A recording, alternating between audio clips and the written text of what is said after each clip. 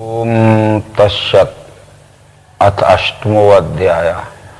अब श्रीमद् भगवद गीता के अक्षर ब्रह्म नामक 8वें अध्याय का प्रारंभ करते हैं। अभी तक हम सब ने ज्ञान विज्ञान योग नाम के 7वें अध्याय को समझा। 7वें अध्याय में ये विश्व ही विश्व रूप परमात्मा है, यह त्रिपुटी योग के सिद्धांत से अच्छी तरह से निरूपित किया गया। ये 5 तत्व 3 गुण 8 अंगों की अखंड एकात्मता का नाम अपरा सगुण क्षेत्र या क्षर है। उसमें व्यापा हुआ ओत प्रोत अस्थि भांति रूप से परा निर्गुण या अक्षर ब्रह्म है, निराकार है।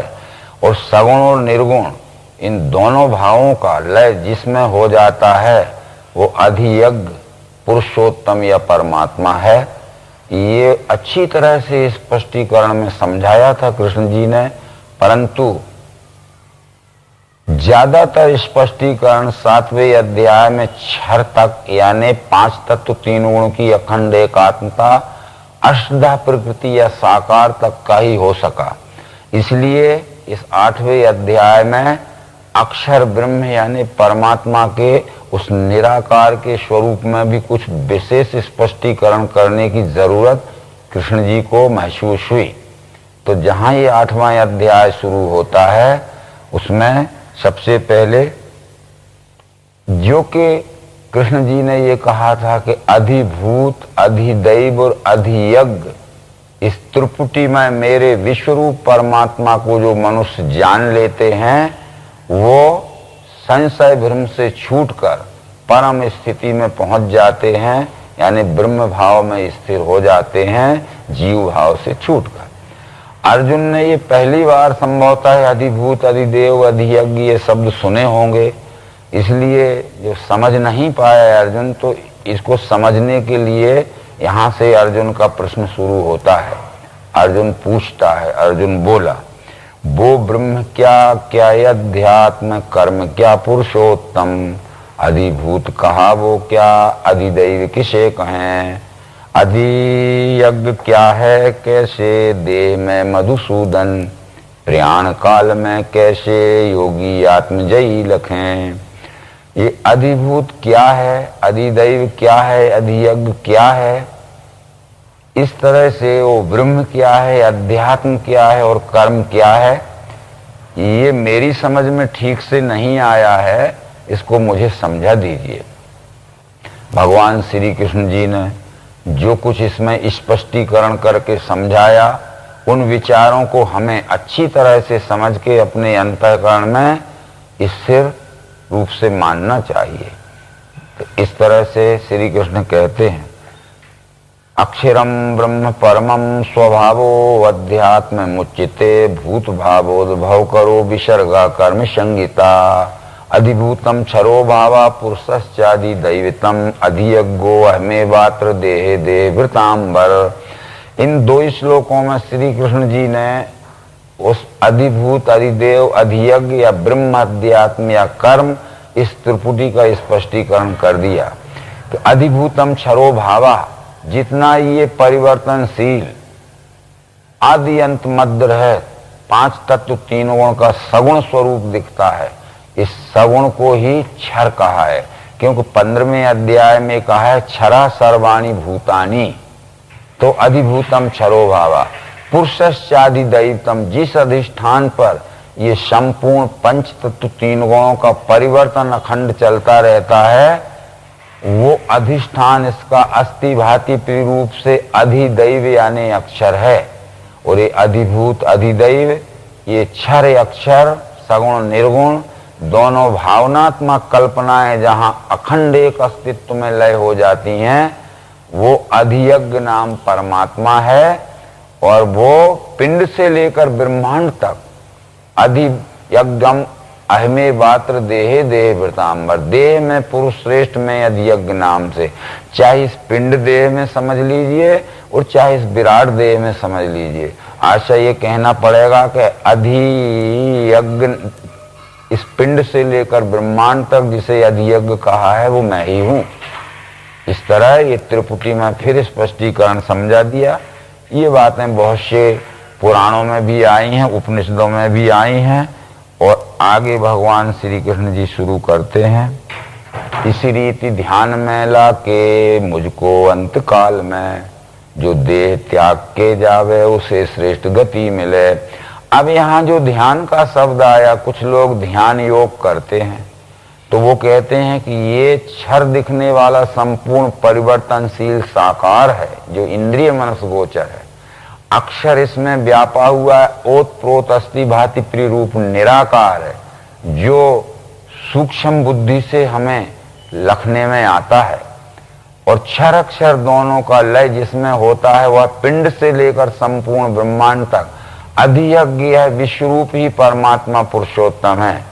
इस तरह समझ के जो अपने अंतःकरण में अच्छी तरह स्मरण रखता है, अपने अंतःकरण में ध्यान में पक्का रखता है, और फिर वो ये जीवित स्वरूप में रहे अथवा इस शरीर को त्याग के अपना कर्म फल भोगने के लिए अन्य शरीर में जन्म धारण करने के लिए जावे, वो इस रीति ध्यान में लाके मुझको अंत काल में जो देह त्याग के जावे उसे श्रेष्ठ गति मिले।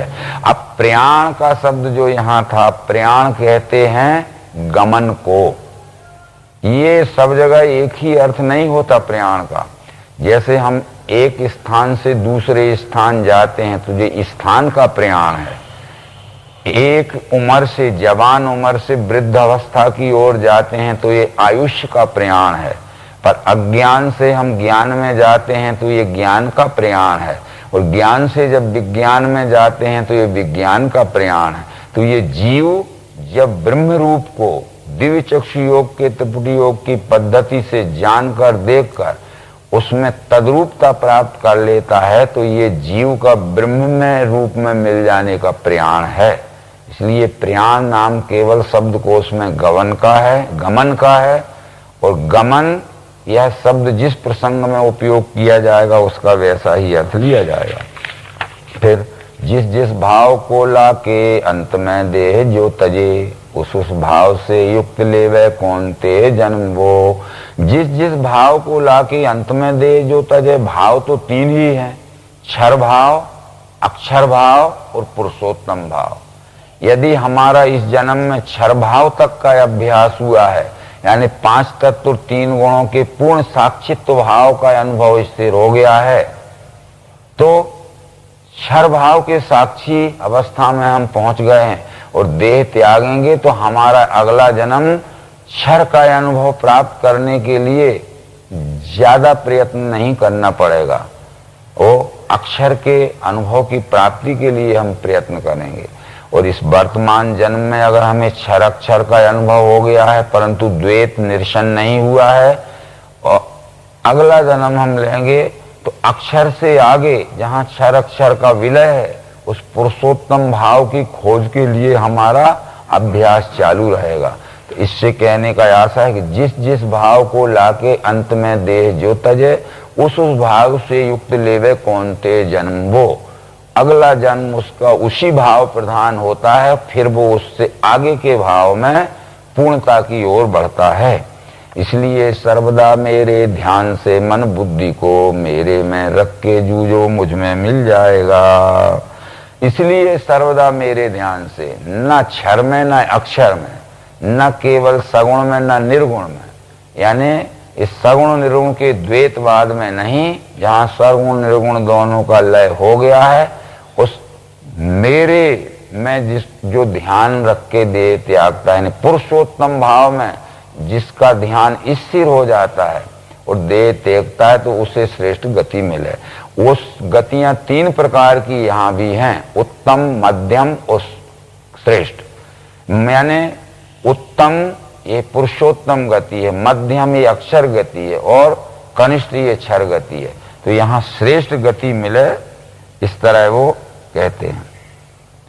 अनन्य मन से पार्थ अभ्यास योगी युक्ति से जो मेरा ध्यान करता है पाता है पद दिव्य वो।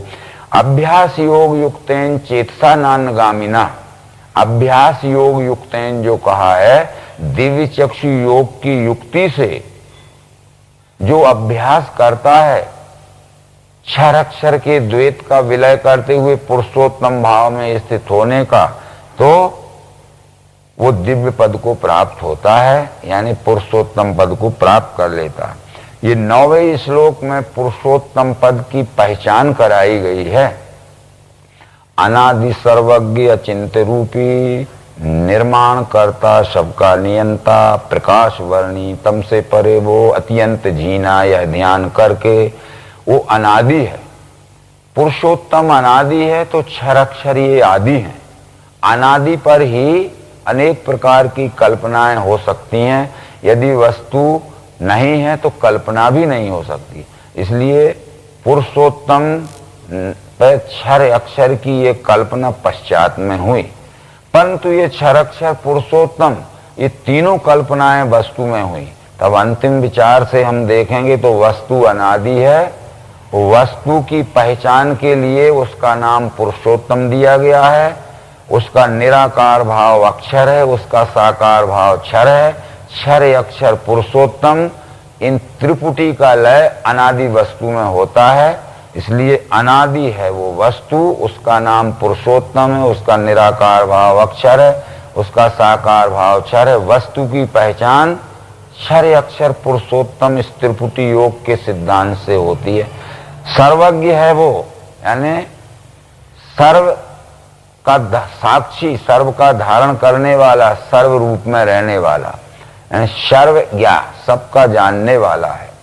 अचिंत्य रूपी है, यानी उसका चिंतन मन बुद्धि से नहीं हो सकता है, प्रत्यक्ष प्रयोग में देखकर ही उसका निश्चित चिंतन हो सकता है। ये चिंतन चित्त का विषय है।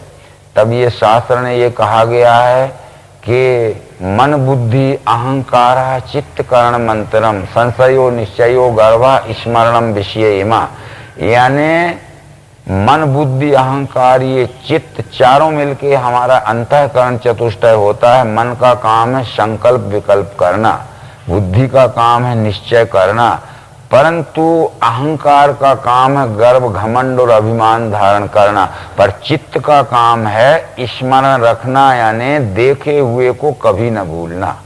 इसलिए स्मृति स्मरण आदि शब्द जो आए हैं योग शास्त्र में, वो कहते अनुभूत विषय असंप्रमोषा स्मृति, देखे हुए विषय को कभी न भूलना, इसका नाम स्मृति है। और ये स्मृति नाम से स्मरण जो रहता है वह चित्त में ही रहता है, चित्त का विषय स्मरण करना।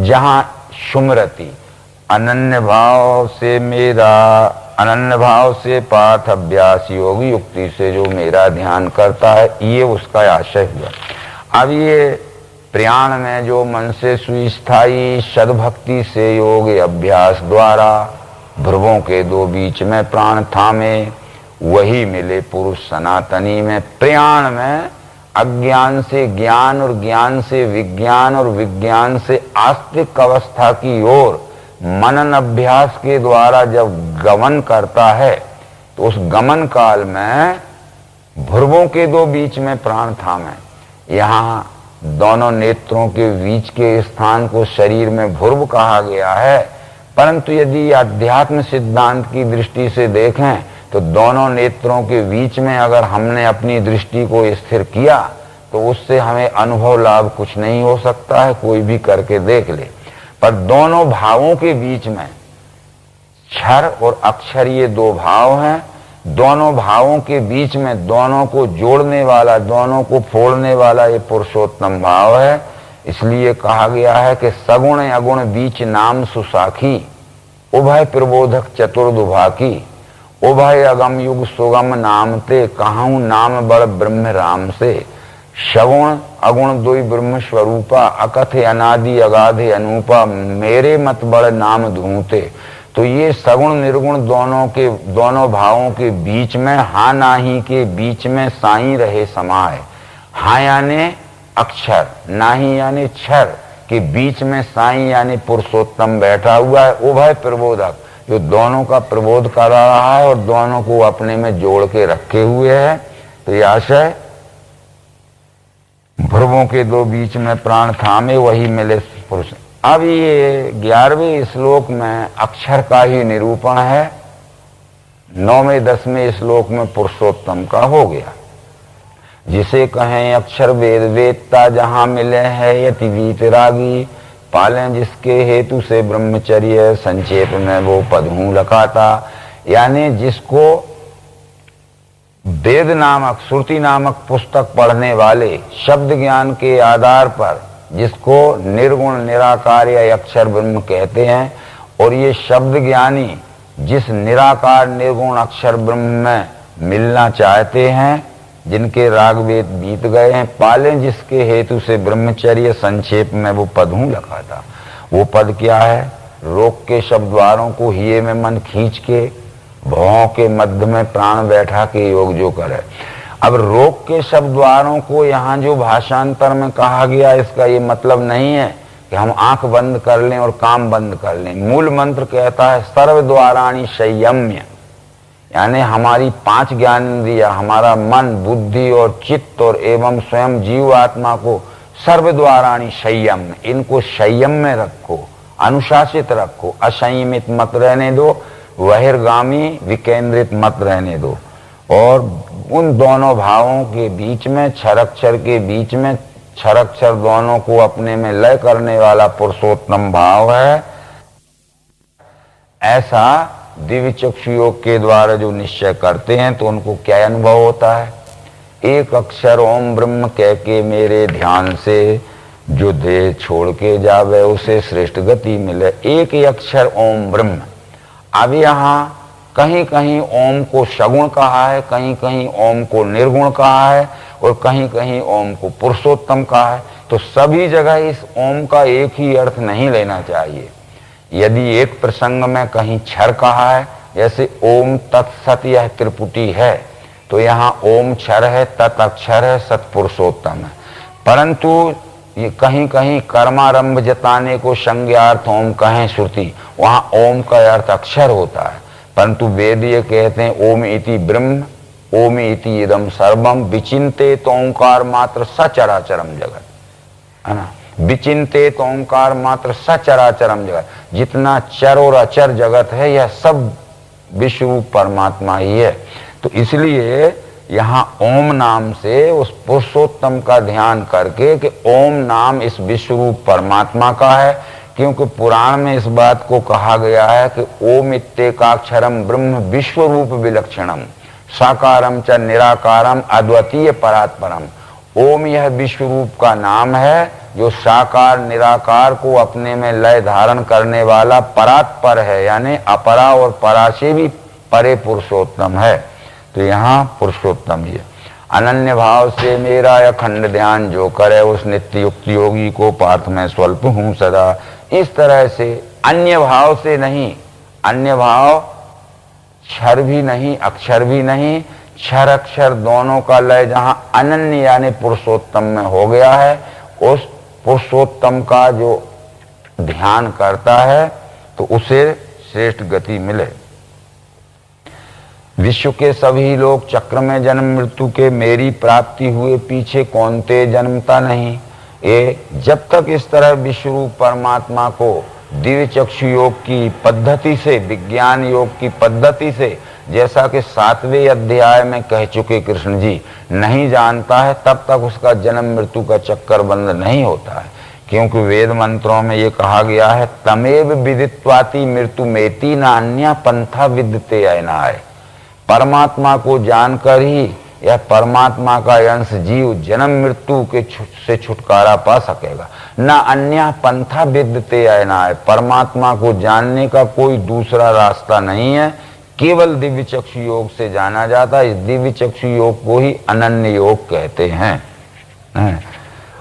अब 1000 युग होते हैं ब्रह्मा के दिन एक में, वैसे ही रात है जाने जनैया दिन रात के। प्रातः समय में सारी सृष्टि अव्यक्त से बने, फिर यह रात्रि आते ही उसी अव्यक्त में मिले। वैसे ही भूत ये सारे बारंबार परवशी, दिन में पार्थ होते हैं रात्रि को लय में मिले। लय में सब भूतों के जिसका नाश है नहीं, वह अव्यक्त से न्यारा स्थायी सद्भाव और है। जिसे अक्षर अव्यक्त कहा है गति श्रेष्ठ, वो जो पाए पे नहीं लौटे, वो मेरा श्रेष्ठ धाम है। इन श्लोकों का सारांश यह है कि सहस्त्र युग पर्यंत महर्यद ब्रह्मणो विदु, यानी परमात्मा के साकार स्वरूप को, अष्टधा प्रकृति को महत ब्रह्म भी नाम दिया है। महत ब्रह्म का एक पूरा चक्कर जब घूमता है तो ये मानवीय यानी जीव आत्मा के हजारों जन्म चले जाते हैं, क्योंकि 14वें अध्याय में ये कहा गया है कि सर्व योनिषु कौन्ते मूर्तया संभवन्ति या तासाम ब्रह्म महदि योनिर अहम बीज प्रदापिता। 4 खानी 84 लाख योनियों में जो सृष्टि होती है वो परमात्मा ने महत ब्रह्म रूपी क्षर प्रकृति रूपी योनि में जो जीव आत्मा रूपी बीज डाला, इससे 4 खानी की सर्व योनिषी उत्पत्ति हुई है। तो सबसे पहले यह प्रकृति के गर्भ से जब यह जीव निकलता है तो ये उद्भिज खानी में आता है। अनंत जन्म उद्भिज में जाने से स्वेदज में, अंडज में और घूम के जारज और फिर जारज श्रेष्ठ मनुष्य योनि में आता है। तो इसको हजारों जन्म लग जाते हैं, पर जिस प्रकृति से ये निकला है गुण साम्या से, पूरा चक्कर मारने वासना तृप्ति होने पर गुण साम्या में विलीन होता है। तो हमारे 1000 जन्म चले जाते हैं, अनंत जन्म चले जाते हैं, वो प्रकृति का एक चक्र ही होता है। तो ब्रह्मा का यानी नारद के पिता व्यष्टि ब्रह्मा का नहीं, महत ब्रह्म क्षर प्रकृति का जब एक चक्कर पूरा घूमता है तो ये जीव के अनंत जन्म हो जाते हैं, और फिर यह रात्रि आते ही उसी अव्यक्त में मिले, फिर जहां का तहां फिर विलय हो जाता है, फिर उदय होता है, फिर विलय होता है। इसलिए प्रातः समय में सृष्टि बनती है और सायंकाल लय होती है, फिर प्रातः बनती। ये नित्य ही ये क्रम चल रहा है। पूरे विश्व को एक समय में विलय नहीं होगा और एक समय में ही रचना नहीं होगी। हमने ये मान लिया है कि एक दिन ऐसा आएगा कि संपूर्ण विश्व की चराचर सृष्टि पूर्ण रूप से विलय हो जाएगी, और फिर ऐसा समय आएगा कि विश्व की ये चराचर सृष्टि की रचना फिर नए सिरे से पूर्ण। रोज ही विलय हो रही है और रोज ही प्रभाव हो रही है, क्योंकि अहम सर्वस्व प्रभव मत्ता सर्वम प्रवर्ते। संत तुलसीदास ने इसका सरल स्पष्टीकरण रामायण में किया है। पल्लवत फूलत फलत नित संसार बिटप नमामहे। जो ब्रह्म अद्वैत अनुभव गम्य मन पर ध्यावहीं, जिसको ब्रह्म कहते हैं वो अद्वैत है, अजन्मा रूप है, वो अनुभव से जाना जाता है। वो नित्य ही पल्लवित पुष्पान्वित और फलित हो रहा है, नित्य ही पत्ते फल फूल निकल रहे हैं, नित्य ही जड़ रहे हैं, नित्य ही निकल रहे हैं, नित्य ही जड़ रहे हैं। एक ही समय न अस्त होगा, ना एक ही समय उसका प्रभाव होगा। ऐसे ही ये सब बात बतलाने के बाद ये क्षर अक्षर दोनों अव्यक्त हैं। यदि हम किसी से पूछें कि ये दिख रहा है ये क्या है, तो लोग कहेंगे ये क्षर है, तो भगवान श्री मायरन जी कहते हैं ये क्षर नहीं है, क्षर का कार्य है जो 4 खानी 84 लाख योनि में दिख रहा है। ये कार्य का विलय जहां होता है वो गुण साम्य रूप प्रकृति ही अष्टधा प्रकृति क्षर है, और फिर क्षर भी अव्यक्त है, क्षर का कार्य व्यक्त है, फिर क्षर से और अव्यक्त अक्षर है। तो इसलिए यहाँ ये बतलाया गया है कि लय में सब भूतों के जिसका नाश है नहीं, वह अव्यक्त से न्यारा, यानी ये महत ब्रह्म नामक अव्यक्त प्रकृति से न्यारा स्थायी सद्भाव और है, जिसे अक्षर अव्यक्त कहा है गति श्रेष्ठ वो। अब यहाँ गति श्रेष्ठ शब्द जो आया है तो ये क्षरीय कनिष्ठ गति है, तो अक्षरीय श्रेष्ठ गति है, तो पुरुषोत्तम ये परम श्रेष्ठ गति है। इस तरह मान के यहाँ चलना है। जिसने व्याप्त किया विश्व, भूतों का लय है जहाँ, अनन्य भक्ति से ही वो परम पुरुष है मिले। जिस परमात्मा ने स्त्रिपुटी योग यहाँ फिर आता है, जिसने व्याप्त किया विश्व, व्याप्त किया जिसने यानी परमात्मा ने, व्याप्त किया यानी अक्षर दृष्टि से, विश्व यानी क्षर दृश्य को, और संपूर्ण सृष्टि जहां से उद्भव होती है, जहां लय होती है, अनन्य भक्ति से ही वो परम पुरुष है मिले। यानी ये परम पुरुष नाम यहाँ उस पुरुषोत्तम या परमात्मा का ही सूचक है। प्रकृति, पुरुष और परम पुरुष, अनन्य भक्ति से ही वो परम, जिसमें मृत्यु आने से योगी का जन्म है नहीं, होता है जन्म वो काल, कहता हूं उसको सुनो। जिस प्रकार का अनुभव हो जाने पर, जिस परमात्मा विश्व रूप का अनुभव हो जाने पर ये जीव आत्मा जन्म मृत्यु के चक्र से छूटता है, और जिस समय मृत्यु आने पर जन्म मृत्यु का फेरा बना रहता है, वो दोनों ही समय की पहचान मैं तुम्हें अर्जुन कराता हूं। तो जिसका ज्ञान होने से जन्म मृत्यु के चक्कर से छूटता है वो है ज्ञान ज्योति दिन शुक्ल उत्तरायण मास 6। इसमें इस काल में देह छोड़े जो ज्ञानी ब्रह्म में मिले। थोड़ा सा मूल श्लोक यहां देखना पड़ेगा। अग्निर्ज्योति रहा शुक्ला षण्मासा उत्तरायणम तत्प्रयाता गच्छन्ति ब्रह्म ब्रह्म विदो जना। अग्निर्ज्योति यानी ज्ञान ज्योति, हमारे अंतःकरण में तत्वदर्शी सदगुरु से विश्वरूप दर्शन कराने वाला ज्ञान का प्रकाश आ गया। ज्ञान का प्रकाश तो आता है, पर मनन और अभ्यास काल में वो ज्ञान पक्का स्थिर होने के लिए दिन पे दिन बढ़ता है। जैसे शुक्ल पक्ष का चंद्रमा प्रतिपदा से लेकर चतुर्दशी तक पूर्णता प्राप्त होने के लिए उत्तरोत्तर बढ़ता है, ऐसा प्राप्त हुआ ज्ञान स्थिरता और अचल स्थिरता में पहुंचने के लिए उत्तरोत्तर बढ़ता है, जब तक वो पूर्ण ना हो जाए। तो तत्प्रियाता गच्छन्ति ब्रह्म, वो गच्छन्ति ब्रह्म तो तब हो सकता है जब ब्रह्म विदो जना, जब ब्रह्म को जान लेता है तो ब्रह्म में पहुंच जाता है। यदि ब्रह्म को नहीं जाना तो ये सूरज का उत्तरायण दक्षिणायन किसी काम का नहीं हो सकता है। तब ये गीता की शिक्षा से यदि हमने सूरज के पृथ्वी की परिभ्रमण गति का उत्तरायण दक्षिणायन मान लिया तो गीता की शिक्षा से इसका मेल नहीं बैठता। यदि कोई पुण्य आत्मा दक्षिणायन में देह त्याग दे तो क्या उसका पुण्य कर्म का फल निष्फल जाएगा? और कोई महान पापी राक्षस दुराचारी भ्रष्टाचारी अत्याचारी यदि दक्षिणायन के समय देह त्याग देवे तो क्या उसके पाप के फल से वो छूट जाएगा? कदापि नहीं। भगवत गीता ये कहती अवश्य ही कर्म का फल भोगना पड़ता है। तो इस तरह से ये सूरज का और पृथ्वी के परिभ्रमण गति का उत्तरायण दक्षिणायन नहीं है। उत्तरायण शब्द जो बना है उत्तर अयन, उत कहते हैं ज्ञान का हमारे अंतःकरण में प्रकाशित होना, और तर शब्द लगा हुआ है प्रकाशित हुए ज्ञान को और ऊपर की ओर यानी पूर्णता की ओर बढ़ना और अंतिम में पूर्णता में पहुंच जाना, ये उत्तरायण है, उत्तर अयन। तो इस तरह जब पूर्ण ब्रह्म को जान लेता है तो ब्रह्म को जान लेने पर ब्रह्म रूप में मिल जाए। तत्प्रयाता गच्छन्ति ब्रह्म, गच्छन्ति ब्रह्म तो जब होता है जब ब्रह्म विदो, जब ब्रह्म को जान ले। यदि ब्रह्म को नहीं जाना है तो ब्रह्म में पहुंच ही नहीं सकता है। परंतु अज्ञान रात्रि कृष्ण पक्ष दक्षिणायन मास है, इसमें योगी देह छोड़े चंद्रलोक मिले गए। ये उत्तरायण का विलोम शब्द यानी उत्तरायण का विपरीत शब्द दक्षिणायन है। उत्तरायण ये प्रकाश का मार्ग है और दक्षिणायन ये अंधकार का मार्ग है। उत्तरायण ये देवी मार्ग है, दक्षिणायन ये आसुरी मार्ग है। उत्तरायण ये प्रकाश का सरल मार्ग है, दक्षिणायन ये अज्ञान का कुटिल मार्ग है। तो सरल मार्ग से प्रकाश के मार्ग से जो जाएगा तो निर्विघ्नता पूर्वक अपने स्थान में पहुंच जाएगा, और जो अंधकार के कुटिल आड़े टेढ़े मार्ग से जाएगा वो स्थान पर नहीं पहुंचेगा और विघ्न बाधाएं उसको वहीं परिसमाप्ति कर सकती हैं। तो इस तरह से ये उत्तरायण दक्षिणायन के विषय में समझना है। परंतु इसके विचार आज जो हमारे शब्द ज्ञानी लोग कहते हैं वो गीता की शिक्षा से मेल नहीं रखते।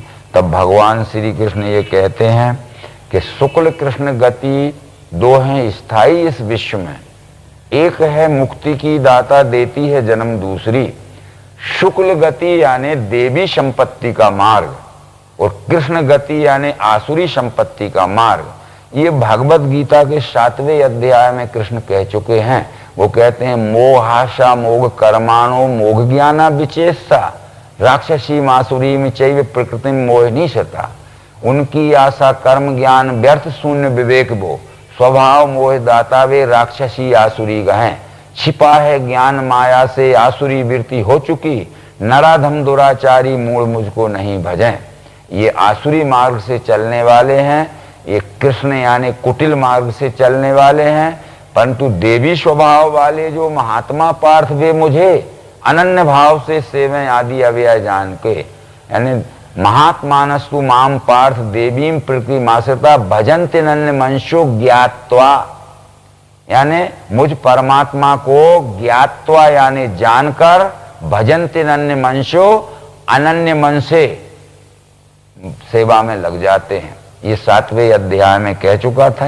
यही है कृष्ण मार्ग और शुक्ल मार्ग। पातंजल योग शास्त्र ने भी ये कहा है कि मार्ग दो ही है, कर्मणा शुक्ला कृष्णा।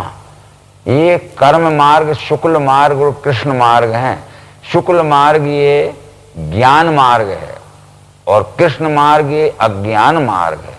अज्ञान मार्ग से जाएंगे तो जरूर जन्म मृत्यु का चक्कर नहीं छूटेगा, और ज्ञान के प्रकाश मार्ग से जाएंगे तो अवश्य ही ये अपने परम स्वरूप की, परम योगी मिले आदि परम स्थिति में जो आगे कहने वाले हैं। एक है मुक्ति की दाता देती है जन्म, दूसरी ये मुक्ति की देने वाली ये देवी संपत्ति यानी दिव्य चक्षु के द्वारा विश्व ही परमात्मा है।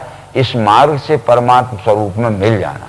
तब वेदों ने इस बात को कहा था कि यदि हमें अचल स्थिति प्राप्त करना है अपने मूल स्वरूप में तो तत्पश्यति, पहले उसको देखो, तत्याशीत, फिर उसमें स्थिर हो जाओ, तद्भवति, वही हो जाओगे। देखो, उसमें स्थिर हो, यानी देखे हुए और जाने हुए ज्ञान को अपने अंतःकरण में स्थिर करो, और स्थिर होते ही तुम वही हो, कोई दूसरे नहीं हो। बस सो हम हो जाएगा, यानी सह अहम, मैं वही हूं और वही मैं है। इस तरह से तो ये दोनों को जानने वाला योगी कोई नहीं फंसे, इसलिए सर्वदा पार्थ रहना योग युक्ति से। ये कृष्ण मार्ग यानी आसुरी संपत्ति का, दुराचार का, अज्ञान का कुटिल मार्ग है, और शुक्ल मार्ग ये देवी संपत्ति का, सदाचार का, ज्ञान प्रकाश का मार्ग है। इन दोनों मार्गों को जो अच्छी तरह समझ लेता है तो वो बंधन में नहीं पड़ता है, अज्ञान के मार्ग से नहीं जाकर और ज्ञान विज्ञान के मार्ग से जाके और अपने निज मूल स्वरूप को प्राप्त कर लेता है। इसलिए सर्वदा पार्थ रहना, तस्मात् सर्वेषु कालेषु योग युक्तो भवार्जुन। इसलिए हर समय अर्जुन तू ये दिव्य चक्षु योग से युक्त होकर अपने को इस विश्व रूप में अखंड स्थिति का अनुभव कर। ये 28वें श्लोक में वही कहना चाहते हैं कि वेदेषु यज्ञेषु तपःसु चैव दानेषु यत् पुण्य फलम प्रदिष्टम् अत्येति तत्सर्वमिदं विदित्वा योगी परम स्थान उपैत चाध्यम। जो वेद वेदता तपदान करता, जो यज्ञ करता फल पूर्ण लेवे, है तुच्छ जाने सबको तजेबो योगी मिले आदि परम स्थिति में। वेद पढ़ने से, यज्ञ करने से, दान करने से जो कुछ भी फल बतलाया गया है वो फल तुच्छ है, अल्प है, स्थायी नहीं है। परंतु इनके परे जो दिव्य चक्षु योग से ये विश्व ही परमात्मा है, या प्रत्यक्षीकरण की युक्ति में मिलान करके देखने पे जो अखंड एकत्व का अनुभव है वह परम स्थिति का मार्ग है। परम स्थिति में पहुंच जाना है। इसलिए ये वेद दान यज्ञ तप के झगड़े में योगी नहीं पड़ते हैं, और दिव्य चक्षु योग के द्वारा विश्व ही अपना स्वरूप या जानकर अपने ही सुख शांति के लिए अपन ही अपने स्वकर्म द्वारा सेवा करते हैं। इसलिए भोक्ता भोग्यम प्रेरितारम च मत्वा सर्वम प्रोक्तम त्रिविधम ब्रह्मते मेतर। जो भोगता है, जो भोग्य है और जो भोक्ता का प्रेरक है, ये तीनों भाव से वह एक ही ब्रह्म है। इस तरह से जैसे कि भगवद गीता के 4थे अध्याय में कहा था, कर्ता ब्रह्म, क्रिया ब्रह्म, ब्रह्माग्नि हवि ब्रह्म, ब्रह्मी कर्म है जिसका उसका फल ब्रह्म है। तब भोक्ता भोग्यम प्रेरितारम च मत्या सर्वम प्रोक्तम त्रिविधम ब्रह्म मेतर।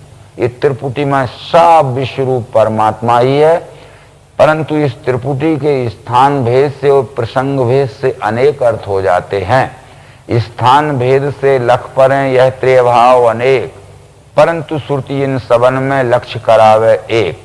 क्षेत्र ज्ञान यरुज्ञेत्रिय ध्याता ध्यान सुधे, क्षर अक्षर परमात्मा ज्ञाता ज्ञान सुज्ञे, कल्पित मिथ्या होते ही अक्षर रूप समाय, रह एक रस ज्ञान यह विश्व रूप बन जाए।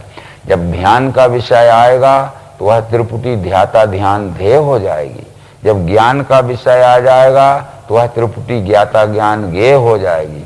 जब दर्शन का विषय आएगा तो वह त्रिपुटी दृष्टा दर्शन दृश्य बन जाएगी।